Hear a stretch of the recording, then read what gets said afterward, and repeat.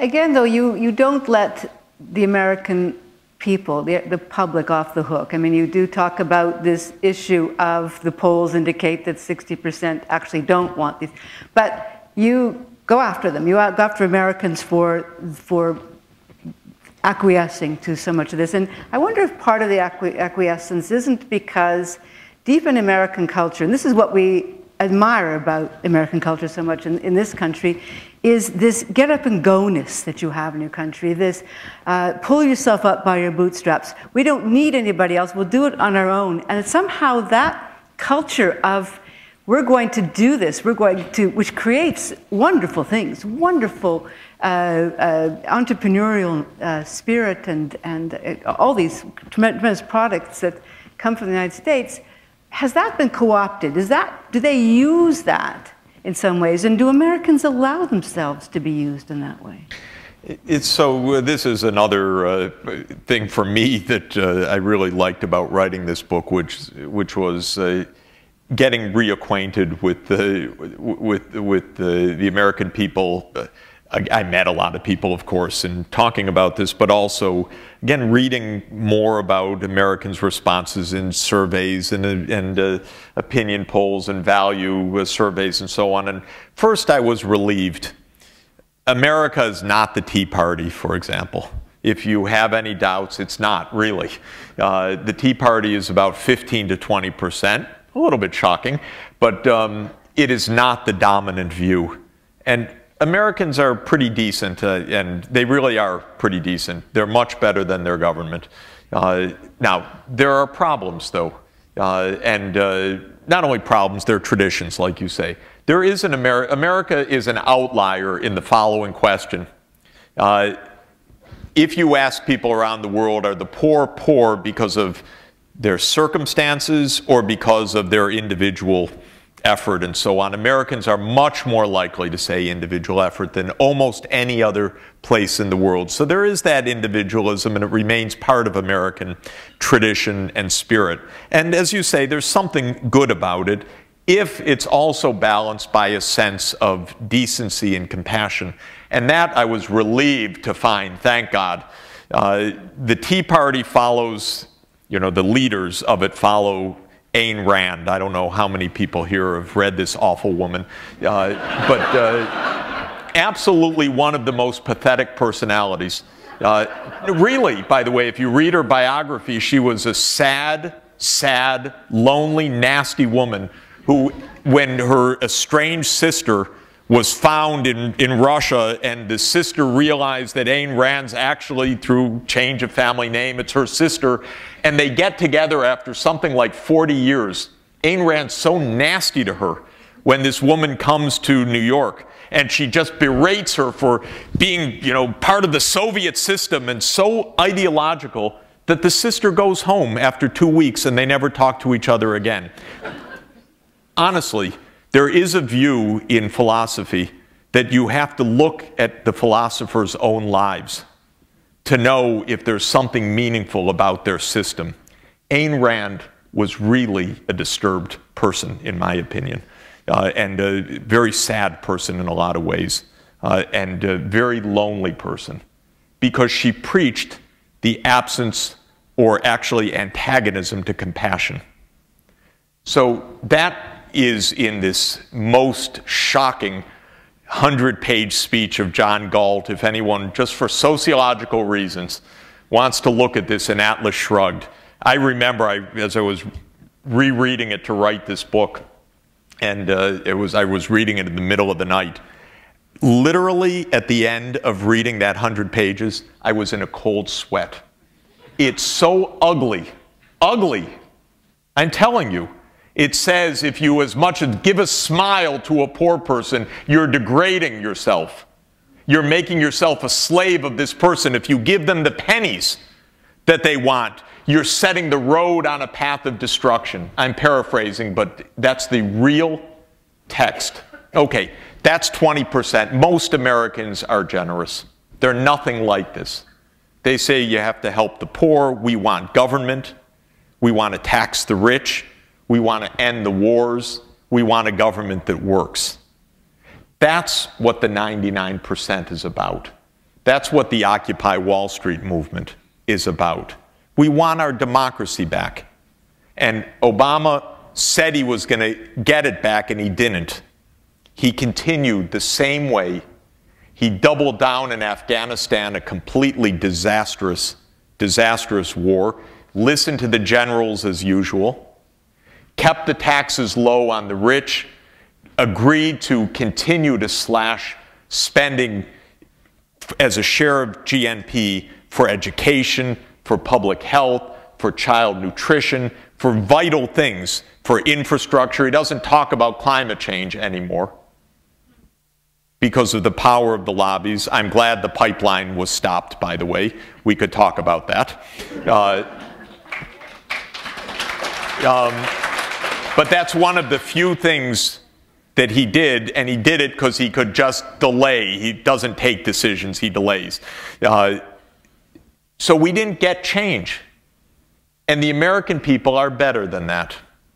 And the trick is we have to figure out how to get the power back out of the hands of Wall Street and what I call the corporatocracy in the book. 4 big lobbies. And that is big oil, which is our biggest lobby. It's also yours. Very powerful. It elects prime ministers and presidents. That's number 1.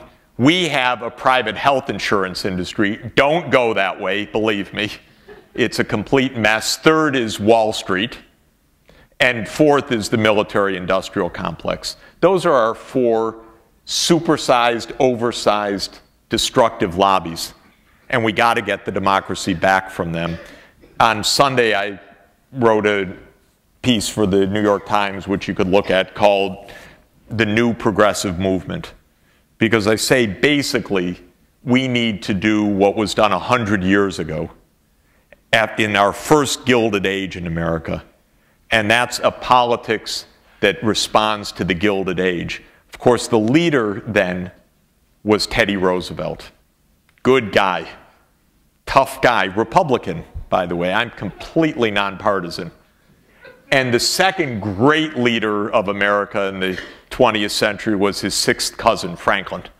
And between the 2 of them, they made a decent country and established a consensus that lasted a long time, put a man on the moon, fought poverty, championed the civil rights movement with a long delay, but finally had it happen.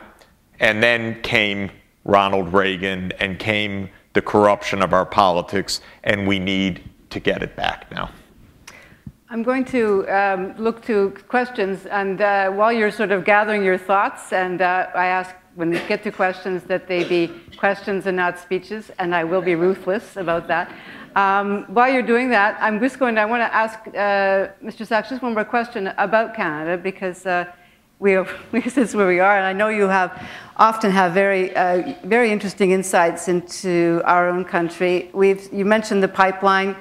We have a government that has declared itself in interest of becoming an energy superpower here in Canada through the Alberta oil sands. It was a big blow, obviously, to Canada when the Obama administration chose not to allow that pipeline to go in the direction it's going to go.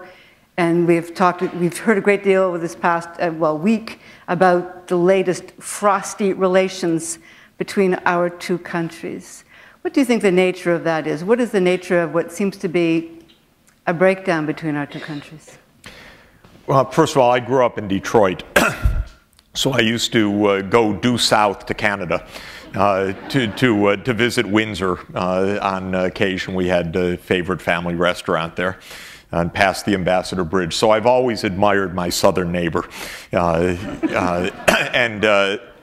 Canada, if you look at the broad questions we're talking about, Canada spends about 7 or 8 percentage points of GDP more, largely on social services and national health programs and more decency. And you tax about 7 or 8 percentage points more of GDP, and it's just a healthier way to live. And it's good. I still admire Canada, and compared to the US, you look great. Now, I don't think Canada looks as good as it once did, to my eyes. I think you're drifting in the same way to the right to the power of powerful lobbies, to the power of big oil, to the fascination with the tar sands and all the rest. Canada, when I grew up, by the way, the first book I ever read in economics, I'm proud to say, was a book called Partners in Development by none other than Lester Pearson, who created a lot of the framework that I've used as special advisor to the Secretary General to promote the Millennium Development Goals. And yet Canada has been largely absent, not 100%, but largely absent from this as well. So things are better here than in the US, but not as good as in Sweden or Norway or Denmark or your fellow latitude countries. So northern latitude countries, good job in general, but some of them doing better. And those are really the countries that I most espouse, the kind of social market or social democracy of Northern Europe. When it comes to oil, oil absolutely can drive countries crazy, by the way, because it's so mesmerizing and mystifying. You get Alberta, we get Texas. That's how our politics gets reshaped, because of the power of this lobby and the power of this resource. And it can do a lot of damage. In Canada and the United States, we're kind of twins in avoiding global climate change responsibility. Neither of our countries takes this seriously. Neither of our countries wants to consider it. Harper blew off Kyoto. The United States blew off Kyoto. This is all a game to our politicians, both in Canada and the United States, except it's a tragedy for the world. It's probably the single most important issue that we face in the 21st century. And it's not even uttered in the United States anymore. And I'm sure pretty little in Canada as well right now. And we have a completely propagandized discussion about this, led by ExxonMobil, David Koch, and all the other characters. They got money to burn, obviously, and they're able to completely derange our discussions and our common sense. And this is a really serious problem. My view about this pipeline is that whatever the merits could be in this energy resource, unless there is a climate framework, this cannot be developed. That's the problem. You can't just take this in a vacuum. You need to put this in a context of the world and of responsibility to the future. And Canada doesn't have it. The United States doesn't have it. So how could we agree to develop these massive resources without that? And that's really the biggest problem. If there were carbon capture and sequestration, if there were serious efforts, then one could talk about developing this. Of course, there are also environmental considerations locally, but the point is, if you took a serious effort, I'm not against the resources per se. I'm against the mindless exploitation of them, pretending that there are no other issues.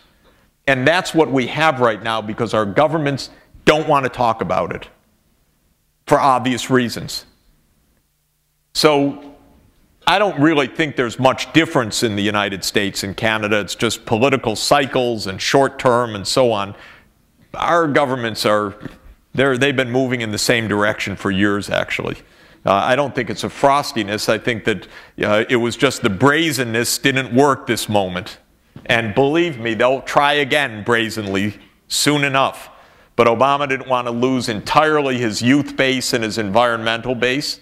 And this is democracy actually working in this case, because the financial interests were against it. But my colleague James Hansen, who's our national leading climate scientist, was right. He said this is game over if this is developed this way without constraints.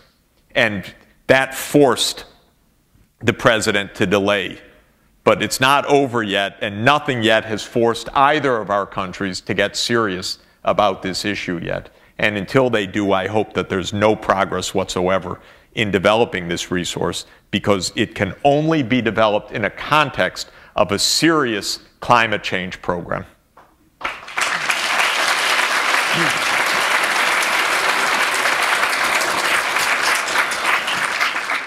just before I start taking questions, you should, because you have to buy this book.